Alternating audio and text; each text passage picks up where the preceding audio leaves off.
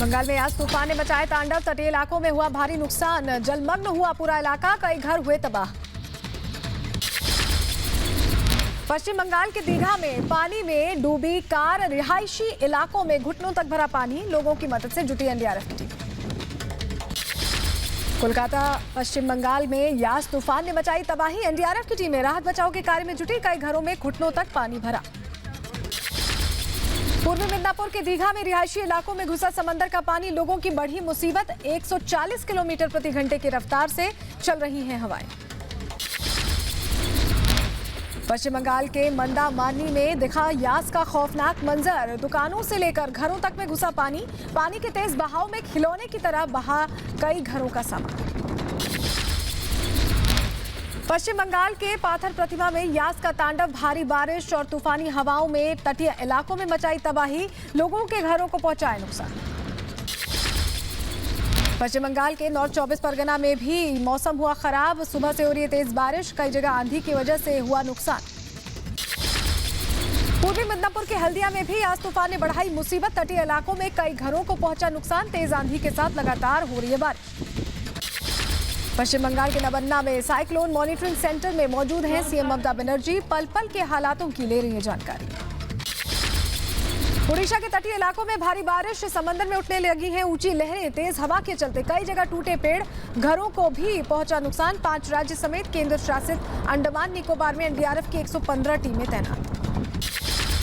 ओडिशा के धामरा में यास तूफान ने मचाई तबाही। तेज आंधी की वजह से उड़े कई घरों के टिन शेड। कई घंटों तक बिजली आपूर्ति भी ठप रही।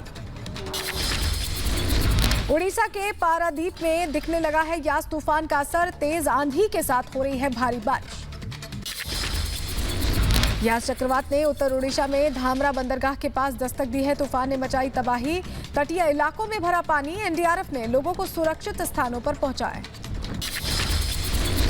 ओडिशा के धामरा में तूफान ने मचाई सबसे ज्यादा तबाही। कई घरों की छतों पर लगे टीन के छप्पर उड़ गए। गाड़ियों को भी नुकसान पहुंचा है। ओडिशा के बालासोर में यास तूफान की वजह से सड़कों और घरों पर गिरे कई पेड़। एनडीआरएफ की टीम ने गिरे हुए पेड़ों को सड़कों से हटाया है। ओडिशा के गंजम चक्रवाती तूफान के दौरान दिखी लोगों की लापरवाही। अलर्ट के बावजूद समंदर की खतरनाक लहरों के बीच फोटोज और सेल्फी लेते दिखाई दे कई लोग। रांची के कई इलाकों में बारिश से बदला मौसम। यास चक्रवात का दिख रहा है असर। कल सुबह झारखंड में यास चक्रवात देगा दस्तक। कृषि कानूनों पर प्रदर्शन के 6 महीने पूरे होने पर आज किसान मना रहा है काले दिवस। काले झंडे लेकर प्रदर्शन कर रहे हैं किसान। दिल्ली के सिंघू बॉर्डर पर सैकड़ों की तादाद में प्रदर्शनकारियों ने जताया विरोध। कृषि कानून वापस लो के लगाए नारे। कोरोना नियमों का खुलेआम मजाक उड़ाया। उत्तर प्रदेश के ग्रेटर नोएडा में भी किसानों ने किया विरोध प्रदर्शन। हाथों में काले झंडे लेकर सड़क पर उतरे प्रदर्शनकारी। कोरोना नियमों की उड़ी धज्जियां। पंजाब के पूर्व डिप्टी सीएम सुखबीर सिंह बादल ने किसानों के प्रदर्शन का किया समर्थन। मुक्तसर में अपने घर पर लगाया काला झंडा। पंजाब के अमृतसर में भी प्रदर्शनकारी किसानों ने मनाया काला दिवस। घर की छतों पर लगाए काले झंडे। कृषि कानून का विरोध किया। दिल्ली के गाजीपुर बॉर्डर पर सैकड़ों की तादाद में प्रदर्शनकारियों ने जताया विरोध। किसी ने भी नहीं पहन रखा था मास्क। कोरोना नियमों की जमकर उड़ाई धज्जियां। दिल्ली में किसान आंदोलन की वजह से सड़कों पर दिखी कड़ी सुरक्षा। किसी भी तरह की घटना से निपटने के लिए पुलिस और सुरक्षा बलों को किया गया था तैनात। किसानों के काला दिवस के मद्देनजर दिल्ली मेरठ एक्सप्रेसवे पर आईटीबीपी के जवानों की तैनाती। सड़क पर लगाए गए कंक्रीट के बैरिकेड्स। उत्तर प्रदेश के शामली में सड़कों पर उतरे डीकेयू कार्यकर्ता। हाथ में काले झंडे लेकर दर्ज कराया विरोध। सामाजिक दूरी का बिल्कुल भी नहीं हुआ पालन। यूपी के सहारनपुर में भी सड़कों पर उतरे प्रदर्शनकारी। आंखों पर काली पट्टी बांधकर जताया विरोध।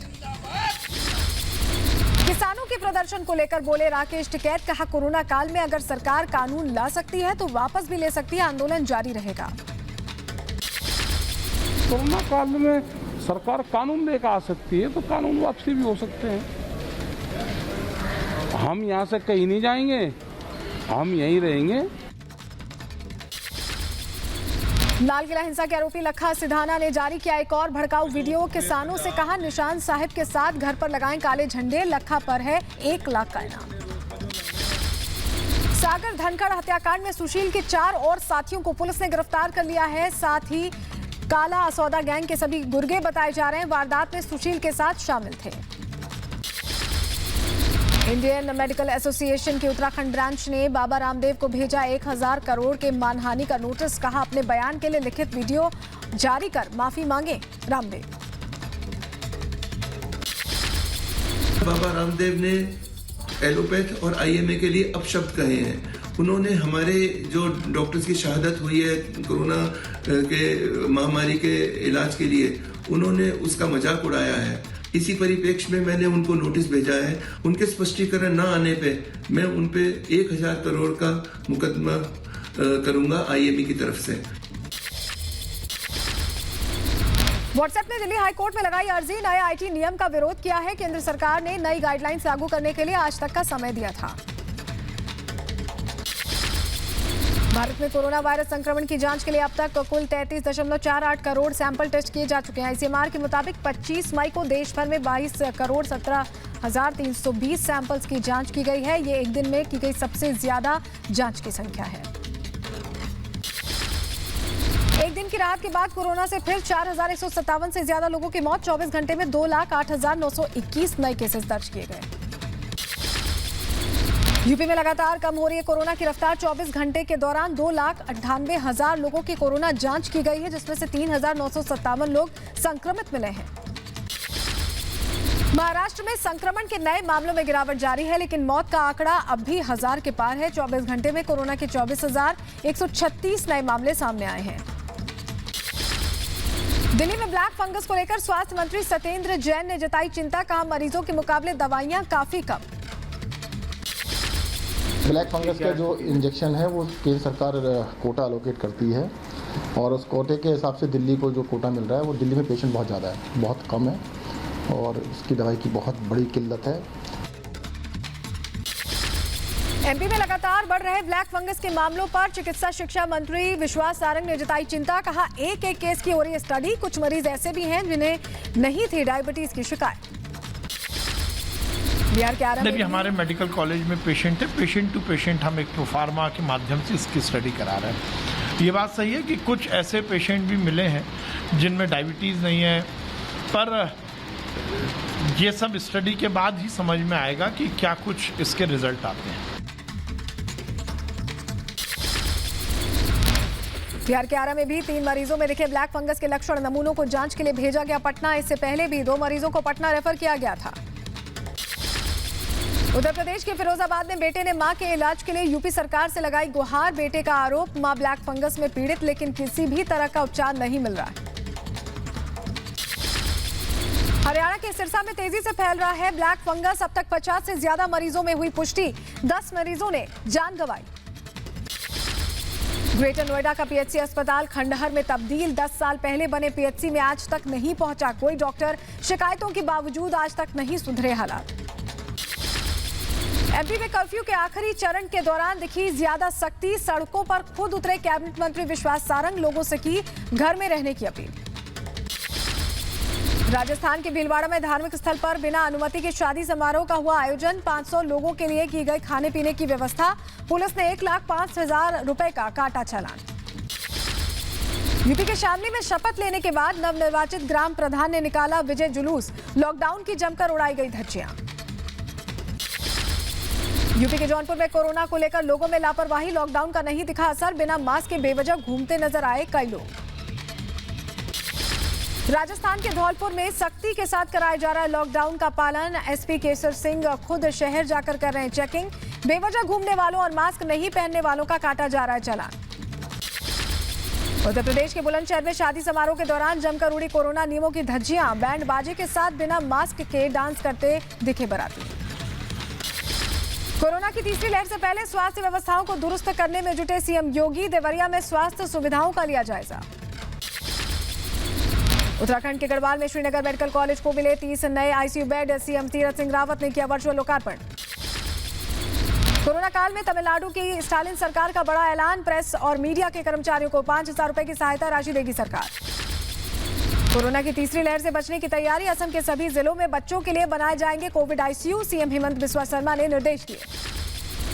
दिल्ली में ऑक्सीजन सिलेंडर पहुंचाने का किराया तय। स्वास्थ्य विभाग ने आदेश जारी कर कहा, बी टाइप ऑक्सीजन सिलेंडर के लिए 50 रुपए, डी टाइप के लिए 150 और जंबो सिलेंडर के लिए 250 रुपए किराया निर्धारित।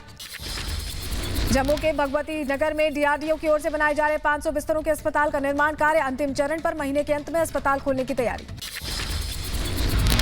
त्रिपुरा में सरकार ने 5 जून तक बढ़ाया कोरोना कर्फ्यू। जरूरी सामानों की खरीदारी के लिए 6 घंटे की छूट। जम्मू कश्मीर के श्रीनगर में लॉकडाउन के बाद कोरोना के आंकड़ों में आई कमी। सैकड़ों सड़कों और बाजारों में दिखी सख्त पाबंदियां। श्रीनगर में 31 मई तक लॉकडाउन।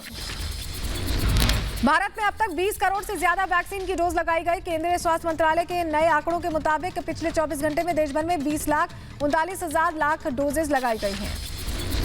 देश में वैक्सीन की कमी के बीच राज्यों में टीके की हो रही बर्बादी। झारखंड, छत्तीसगढ़ और तमिलनाडु में सबसे ज्यादा वैक्सीन हुई है बर्बाद।